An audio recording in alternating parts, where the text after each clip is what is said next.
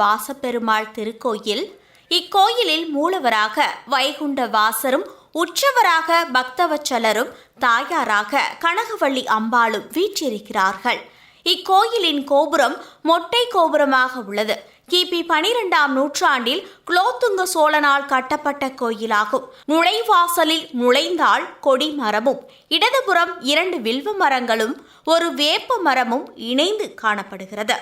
இதை சிவா, விஷ்ணு மற்றும் அம்பிகை அம்சமாக கருதப்படுகிறது.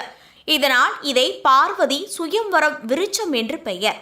கல்யாண தோஷம் நிவர்த்தி செய்ய ஒவ்வொரு செவ்வாய்க்கிழமையும் இவ்விருச்சகத்திற்கு பக்தர்கள் பூஜை செய்கின்றனர். வால்மீகி மகரிஷி அமர்ந்த நிலையில் அவருக்கு இருபுறம் லவன், குசன் இருவரும் அவரை வணங்கியபடி இருக்கிறார்கள்.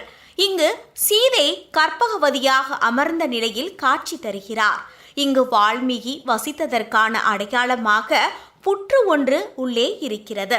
அனுமன், லக்ஷ்மணன் இல்லாத ராமர் மற்றும் சீதா தேவி காட்சியளிக்கிறார். ஏனென்றால் சீதாவை காண ராமர் அரச கோலத்தில் வராமல் மரவுரி தரித்த கோலத்தில் காட்சியளிக்கிறார். இக்கோலத்தில் காண்பது மிக அபூர்வம். இக்கோவிலின் வெளியே லவசதீர்த்தத்தில் பிற்காலத்தில் ஆஞ்சநேயருக்கு கோயில் எழுப்பப்பட்டது. வைகுண்ட பெருமாள் பெரும்பாலும் அமர்ந்த நிலையில் காட்சி தருவார். ஆனால் இங்கு நின்ற கோலத்தில் காட்சியளிக்கிறார். ஸ்ரீதேவி, பூதேவி தாயாரும் நின்றபடியே காட்சி தருகின்றனர். இப்போது நாம் கோயிலை வலம் வந்தால் கனகவள்ளி தாயார் சன்னதியை அடையலாம். தாயாரை வணங்கிவிட்டு நாம் வலம் வந்தால் ஆண்டாள் நாச்சியார் சன்னதியை அடையலாம். அயோத்தியில் ராமபிரான் ஆட்சி பொறுப்பேற்ற பின்னர் சீதையின் கற்பிற்கு களங்கம் உண்டாகும்படி சிலர் அவதூறாக பேசினர். சீதையின் கற்பை நிரூபிக்க ராமர் குழுவை வனத்திற்கு அனுப்பினார். வனத்திலிருந்து வால்மீகி முனிவர் சீதைக்கு ஆதரவு கொடுத்து தன்னுடன் தங்க வைத்தார். கர்ப்பவதியான சீதைக்கு லவன், குசன் என்ற 2 மகன்களை பெற்றெடுத்தார். இச்சமயத்தில் ராமர் அயோத்தியில் அஸ்வமேதா யாகம் நடத்தினார். அஸ்வமேதா யாக குதிரை லவகுசர் வசித்த பகுதிக்கு வந்தது. அதை பார்த்த லவகுசர் அவற்றை கட்டி போட்டனர். குதிரையுடன் வந்த சத்ருகன் குதிரையை விடுவிக்க சொல்லியும் அவர்கள் கேட்கவில்லை. மேலும் சத்ருகனுடன் போரிட்டு வென்றதோடு குதிரையை மீட்க வந்த லட்சுமணரையும் வென்றனர்.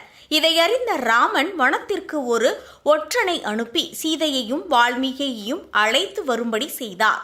அப்போது சீதாதேவி தன் கணவரை மீண்டும் சந்திக்க போகும் மகிழ்ச்சியில் இங்கிருந்து கிளம்பி சென்றான்.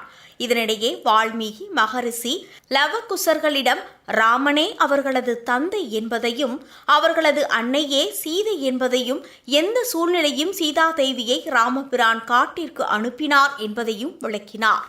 அப்போது தனது சீடர்களான லவகுசர் அறியாமல் சத்ருகன், லக்ஷ்மணர் மற்றும் தந்தை ராமனையும் எதிர்த்ததற்கு மன்னிக்கும்படி வேண்டினார். திருமால் அவருக்கு வைகுண்ட வாசகராக காட்சி தந்து அவர்களை மன்னித்தருளினார். இக்கோயில் ராமன் சீதையை அயோத்திக்கு அழைத்த போது அவர் இங்கேயே வந்ததாக நினைத்து கொண்டாள் சீதை. சீதையில் மணக்கண்ணில் இத்தலத்தில் ராமர் எழுந்தருளியதால் இத்தலத்திற்கு ராகபுரம் என்ற பெயரும் உண்டு. லவகுசர் வழிபட்ட குருகாலீஸ்வரர் இத்தலத்தின் அருகில் இருக்கிறார். லவகுசர்கள் கோ எனப்படும் அரசனாகிய ராமனின் குதிரைகளை அயம் என்றும் இரும்பு வேலியால் கட்டி வைத்த தலம் என்பதால் இத்தலம் கோயம்பேடு என பெயர் பெற்றது. இங்குள்ள பெருமாள் நின்ற கோலத்தில் காட்சி தருகிறார். லவகுசர் வழிபட்ட தலம். இங்கு கர்ப்பிணி கோலத்தில் சீதை இருக்கிறார். திருமணமான பெண்கள் இங்குள்ள வைகுண்டவாச பெருமாளை வேண்டினால் அறிவான ஆண் குழந்தைகள் பிறக்கும் என்பதும், தெரிந்தே தவறு செய்தவர்கள் வேண்டிக் கொள்ள பிரயாச்சித்தம் கிடைக்கும் என்பதும் நம்பிக்கை.